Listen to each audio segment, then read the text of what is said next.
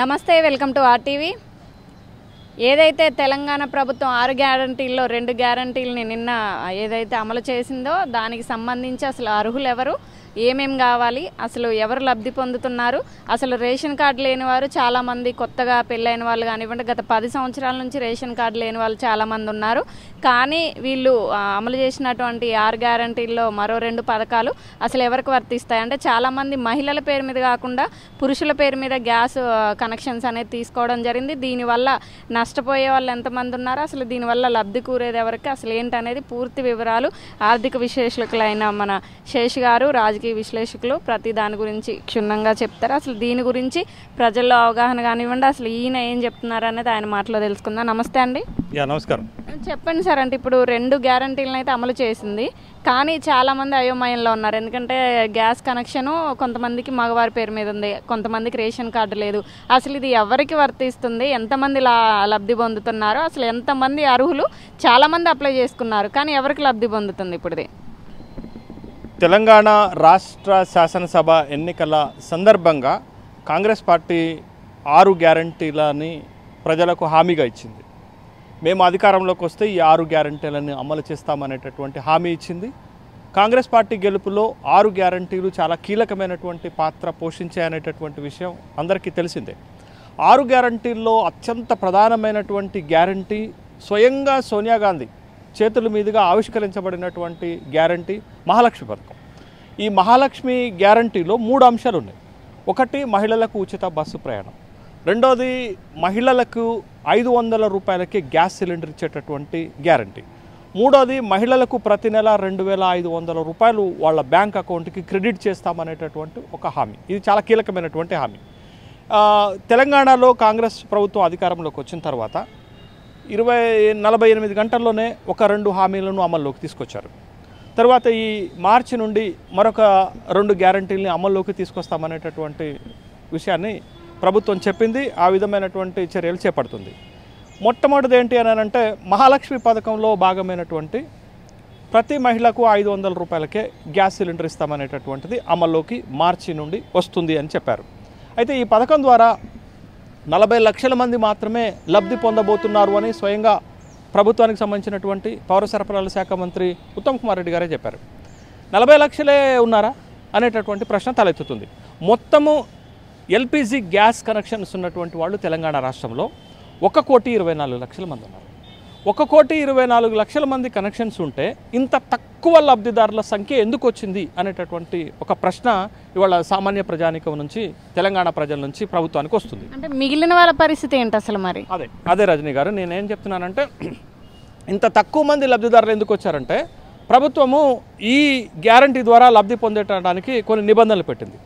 మొదటి నిబంధన ఎలాంటి అభ్యంతరం లేదు. అదేంటి అని అంటే, ప్రజాపాలనలో అభయహస్తం కింద దరఖాస్తు చేసుకున్నటువంటి వాళ్ళు అర్హులు.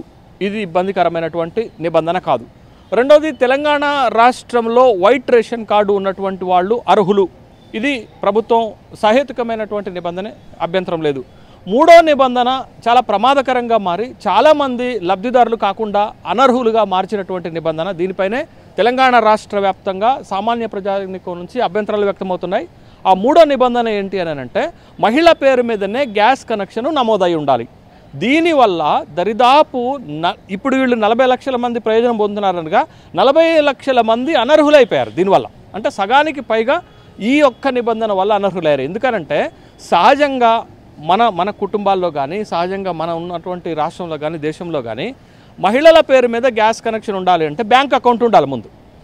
ఎంతమంది మహిళలకు బ్యాంక్ అకౌంట్ ఉంది?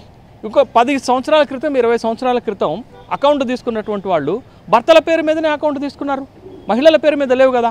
ఈ మూడో నిబంధన పెట్టడం వల్ల లక్షలాది మంది వాళ్ళ అనర్హులయ్యారు.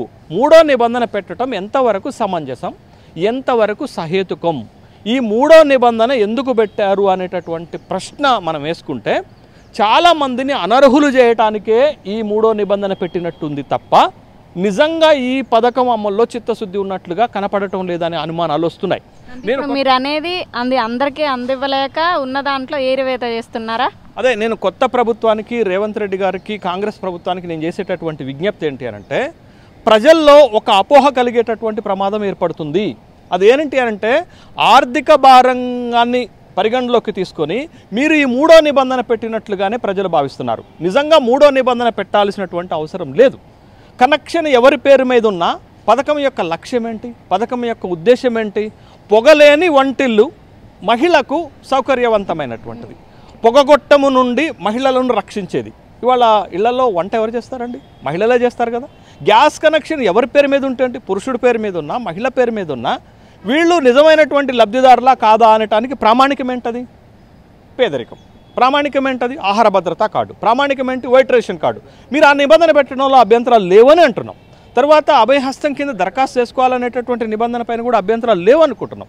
కానీ మీరు పెట్టినటువంటి మూడో నిబంధన ఎలా ఉంది అని అంటే చాలామంది లబ్ధిదారులను అనర్హులు చేయాలని ఈ నిబంధన పెట్టినట్లుగా, ఈ నిబంధన అధికారులు పెట్టినట్లుగా మేము భావిస్తున్నాం.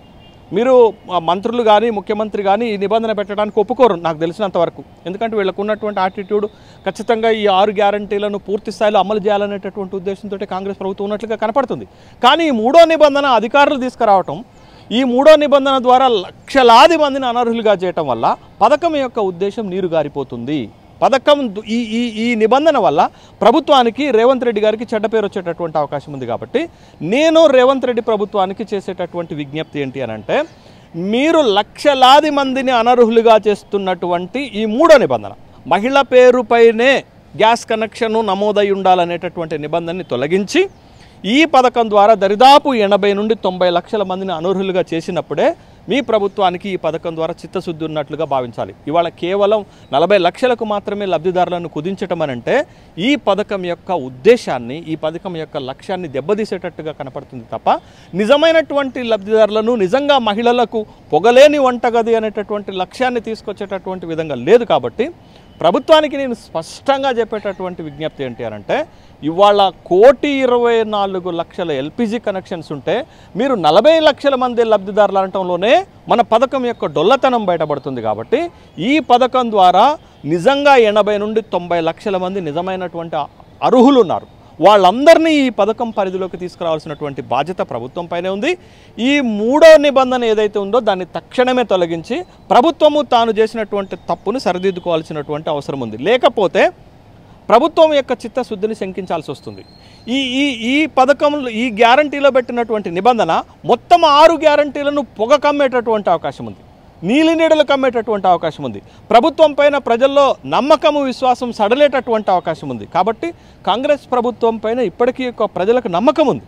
ఈ 6 గ్యారంటీలను పకడ్బందీగా అమలు చేస్తారు, నిజమైనటువంటి లబ్ధిదారులకు ఈ 6 గ్యారంటీలను అందజేస్తారనేటటువంటి నమ్మకం ఉంది. కానీ ఈ నిబంధన ఏదైతే ఈ గ్యాస్ 500 రూపాయలకే గ్యాస్ సిలిండర్ ఇచ్చేటటువంటి గ్యారంటీలో పెట్టినటువంటి మూడో నిబంధన చాలా ప్రమాదకరమైనటువంటిది, ప్రభుత్వం పైన వ్యతిరేకతను పెంచేటటువంటి అవకాశం ఉంది. కాబట్టి ప్రభుత్వము ముందే మేల్కొని ఈ నిబంధనని తొలగించాల్సిన అవసరం ఉంది. ఈ నిబంధన దాకా మీరు మూడో దాకా వెళ్ళారు, కానీ రెండో నిబంధన కూడా చాలా మందికి వర్తించదు. ఎందుకంటే కొత్తగా పెళ్ళైన వాళ్ళు కానివ్వండి, చాలా మందికి రేషన్ కార్డు లేదు.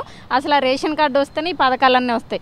ముందు వాళ్ళు ఇవ్వాల్సింది రేషన్ కార్డు, అది ఇవ్వకుండా ఇప్పుడు గ్యాస్ కనెక్షన్కి వస్తే కొంతమంది కొత్తగా పెళ్ళైన వాళ్ళు రెంటుకుంటారు. ఆ కరెంటు బిల్లు వాళ్ళ హస్బెండ్ అకౌంట్ మీద గ్యాస్ కనెక్షన్ అనేది తీసుకుంటారు. ఇప్పుడు వీళ్ళు నష్టపోతారు, కొత్తగా పెళ్ళైన వాళ్ళు, అలానే రేషన్ కార్డు లేని వాళ్ళు కూడా అనర్హులు అన్నట్టే కదా. రెండోది కూడా ఇబ్బందికరమే కదా సార్.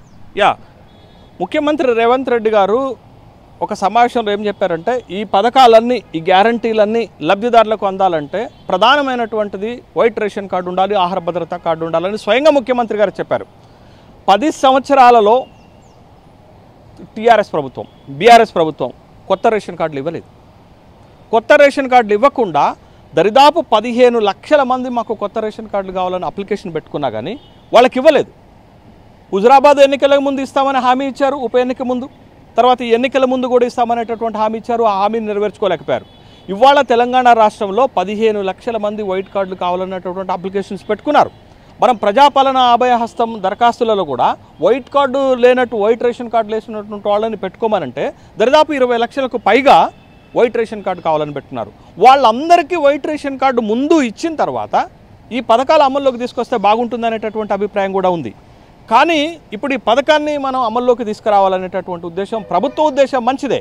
కానీ వైట్ రేషన్ కార్డులో లేనటువంటి వాళ్ళ పరిస్థితి ఏంటి, అర్హులైనటువంటి పరిస్థితి ఏంటి, కొత్తగా పెళ్ళిళ్ళై కొత్త కుటుంబాలు ఏర్పరచుకున్నటువంటి వాళ్ళ పరిస్థితి ఏంటి అనేటటువంటి ప్రశ్న కూడా వస్తుంది. కాబట్టి దరిదాపు రాష్ట్రంలో ఇంకా 9 లక్షల కుటుంబాలు వైట్ రేషన్ కార్డు అర్హత ఉన్నాయనేటటువంటి విషయాన్ని అధికారులు తెలిచారు. కాబట్టి ఆ 9-10 లక్షల మంది వైట్ రేషన్ కార్డులు ఇవ్వడంతో పాటు ఈ 500 రూపాయలకే గ్యాస్ కనెక్షన్ ఇచ్చేటటువంటి గ్యారంటీలో ఈ 3వ నిబంధన తొలగించాల్సినటువంటి అవసరం ఉంది. ఇంకొకటి కూడా ఈ పథకంలో ఉన్నటువంటి కన్ఫ్యూజన్ ఏంటి అంటే, ప్రజలు భావించే కన్ఫ్యూజన్ ఏంటంటే, గత 3 సంవత్సరాలుగా కన్జంప్షన్ ప్యాటర్న్ చూసి యావరేజ్గా తీసుకొని ఏ కుటుంబానికి ఎన్ని సిలిండర్ ఇవ్వాలో నిర్ణయిస్తామన్నా ఇది కూడా గందరగోళానికి దారితీస్తుంది. ఒక యూనిఫామిటీ ఉండాలి. మీరు ఈ గ్యారంటీ ద్వారా ప్రతి కుటుంబానికి ప్రతి సంవత్సరానికి 6 సిలిండర్లు ఇస్తారా, 7 ఇస్తారా, 8 ఇస్తారా, 9 ఇస్తారో ప్రభుత్వం ఒక స్పష్టత ఇవ్వాల్సినటువంటి అవసరం ఉంది. గత 3 సంవత్సరాల కన్జంప్షన్ ఆధారంగా చేసుకొని యావరేజ్ చేసి ఇస్తామంటే ఒక కుటుంబానికి 6 వస్తాయి, ఒక కుటుంబానికి 7 వస్తాయి, ఒక కుటుంబానికి 8 వస్తాయి. ఈ కన్ఫ్యూజన్ వచ్చి చాలా గందరగోళమైనటువంటి పరిస్థితి ఏర్పడుతుంది. కాబట్టి ప్రభుత్వానికి నేను చేసేటటువంటి విజ్ఞప్తి ఏంటి అని అంటే, ప్రతి సంవత్సరము ప్రతి కుటుంబానికి ఈ గ్యారంటీ ద్వారా ఎన్ని సిలిండర్లు ఇస్తారు, 6 సిలిండర్లు ఇస్తే బాగుంటుందనేటటువంటి ఒక అభిప్రాయం యునానిమస్గా యూనిఫామిటీగా వస్తుంది. ఆ విధమైనటువంటి నిర్ణయం తీసుకోవాలా. రెండవది, మహిళ పేరు మీదనే గ్యాస్ కనెక్షన్ ఉండాలనేటటువంటి నిబంధన తొలగించడం ద్వారా మరొక 40 లక్షల మంది ఈ పథకం ద్వారా లబ్ధిదారులు అయ్యే అవకాశం ఉంది. కాబట్టి లబ్ధిదారుల సంఖ్యను పెంచాలని ప్రభుత్వం ప్రయత్నం చేయాలి తప్ప ఆర్థిక భారంగా పరిణమించి లబ్ధిదారుల సంఖ్యను కుదించాలని ప్రయత్నం చేస్తే అది రేవంత్ రెడ్డి సర్కార్కు చెడ్డ పేరు తెచ్చేటటువంటి అవకాశం ఉంది.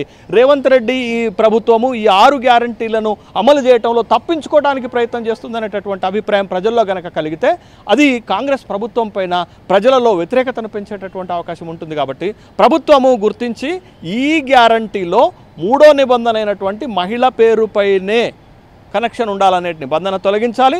ప్రతి కుటుంబానికి ప్రతి సంవత్సరం 6 సిలిండర్ల కంటే ఎక్కువ ఇచ్చేటటువంటి ఆలోచన, ఒక యూనిఫామిటీ ఆలోచన చేయకపోతే ప్రభుత్వ ఉద్దేశము దెబ్బతింటుంది. ఏ లక్ష్యం కోసమైతే సోనియా గాంధీ చేత ఈ పథకాన్ని మీరు ఆవిష్కరించారో ఆ లక్ష్యం కూడా దెబ్బతింటుంది.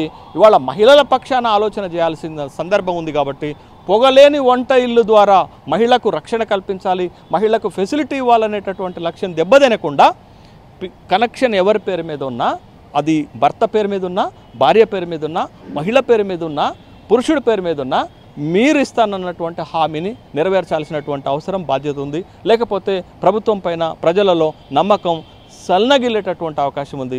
ఆ విధమైనటువంటి ప్రమాదాన్ని రేవంత్ రెడ్డి ప్రభుత్వం గుర్తించి నిబంధనలో మార్పులు చేయాలని విజ్ఞప్తి చేస్తున్నాను. విన్నారు కదా, ఏదైతే 500కి గ్యాస్ సిలిండర్ అని పథకం 6 గ్యారంటీలు వాళ్ళు 2 ఏదైతే పెట్టారో దాంట్లో రేషన్ కార్డు లేని వాళ్ళు కానివ్వండి, మహిళల పేరు మీద కాకుండా మగవారి పేరు మీద ఉన్నటువంటి కనెక్షన్స్ చాలా ఉన్నాయి. కాబట్టి చాలామంది నష్టపోతారు. ముందుగా తెల్ల రేషన్ కార్డు జారీ చేసిన తర్వాత ఈ పథకాలు అనేది అమలు చేసుంటే బాగుండేది. కానీ ఇది ముఖ్యం కాబట్టి అమలు చేశారు.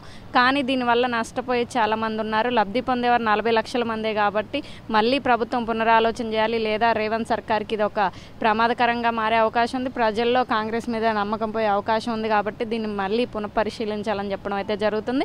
ఇలాంటి మరిన్ని వార్తలను మీ ముందుకు తీసుకొస్తుంది మీ ఆర్టీవీ ఓటు స్టూడియో. మరిన్ని వీడియోస్ కోసం ఛానల్ ని సబ్స్క్రైబ్ చేయండి. లేటెస్ట్ అప్డేట్స్ కోసం వాట్సాప్ ఛానల్ ని ఫాలో చేయండి. అండ్ లింక్ డిస్క్రిప్షన్ లో ఉంది.